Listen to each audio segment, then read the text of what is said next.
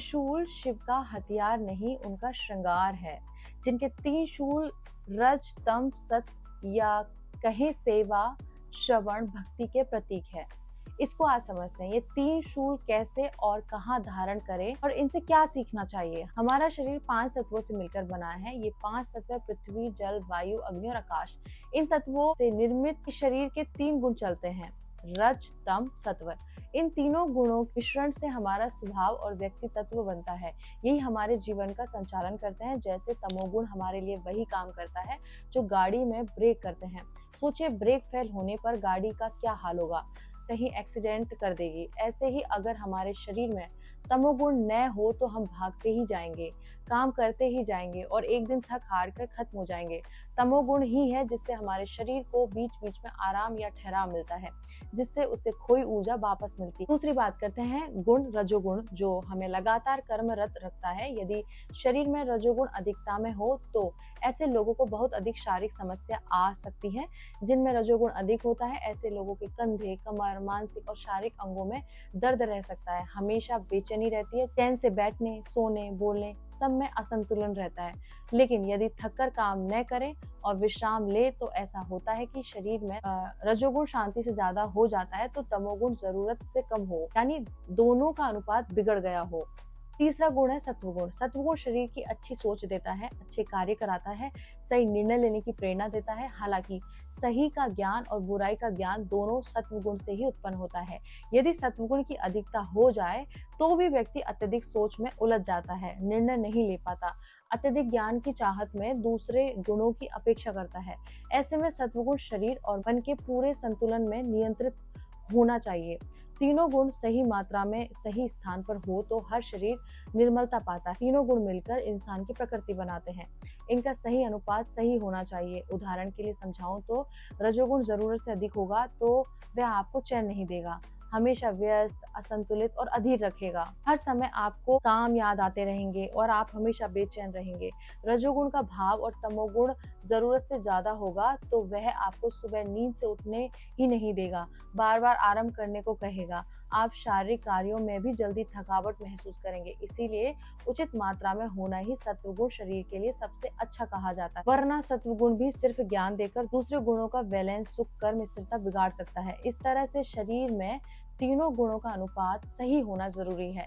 जब शरीर में इन तीनों गुणों का अनुपात बिगड़ जाएगा, पूरा संतुलन, जैसे जब लाल, हरा और नीला प्रकाश सही मात्रा में मिलते हैं तो श्वेत प्रकाश मतलब व्हाइट लाइट तैयार होती है। वैसे ही शरीर में तीनों गुणों की सही मात्रा कम ज्यादा होगी तो स्वच्छ प्रकाश नहीं मिलेगा।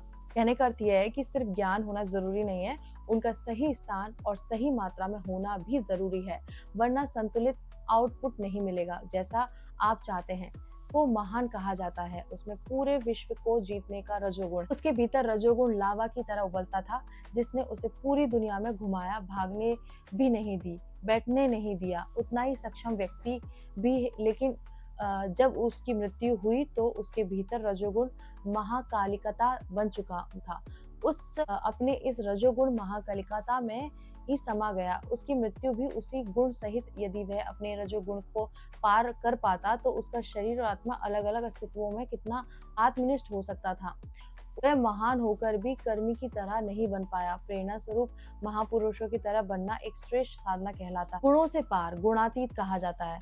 आपका हर क्षण आनंदमय हो, इसके लिए 3 गुणों का सही अनुपात बनाएं, उचित स्थान स्थापित करें, न ज्यादा हो न कम करें। जो कर्म करें, जो गुण उसे देते हैं, आपकी सोच, व्यवहार और कर्म बता देंगे कि आप पर कौन सा गुण हावी है, आपका किस पर प्रभाव है, किस परिस्थिति में आपका कौन सा गुण जागृत होता है।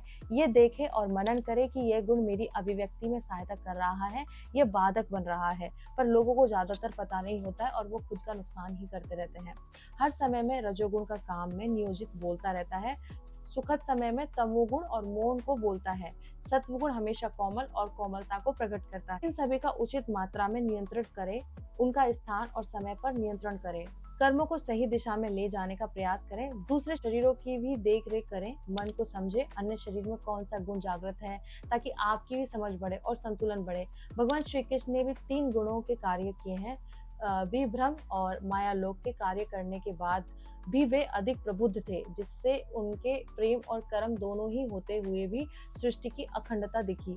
सत्वगुण को कभी ऊंचाई दी। श्री कृष्ण को देखिए, वे गुणातीत थे, तभी महाभारत युद्ध के मध्य में भी शांति महसूस कर रहे थे। गुणातीत अवस्था यह है कि जब इंसान सत्व, रज और तम गुणों में उलझता नहीं, वह आवश्यकता के अनुसार उन गुणों का उपयोग करता है, उनसे आसक्ति से अलग हो जाता है, किसी गुण को कोई मोह नहीं रहता, वह तीनों अवस्थाओं से मुक्त होता है, शरीर के कर्मों के अहंकार से भी मुक्त होता है।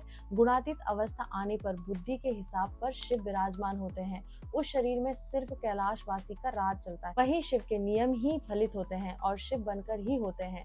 गुणातीत शरीर का हर क्षण शिवात्मक होता है और आपको यही पात्रता प्राप्त करनी है। तो आप क्या समझते हैं? क्योंकि हर एक इंसान को खुद सही लगता है, सामने वाले के बारे में उसको सभी प्रॉब्लम दिखाई देती है, लेकिन दूसरी ओर जो आत्म साक्षात्कारी है या जिनके ऊपर शिव की कृपा है या शिव उनके अंदर से बोलते हैं, तो वो लोगों के बारे में जो उनके अंदर दिखाई देता है उन्हें बताते हैं। तो वो जो बताते हैं उन पे काम करना चाहिए और अस्तित्व को महादेव की ओर मोड़ना चाहिए। और इस वीडियो को शेयर कीजिए और मेरे साथ बोलिए ओम नमः पार्वती पते हर हर महादेव शिव शंभो।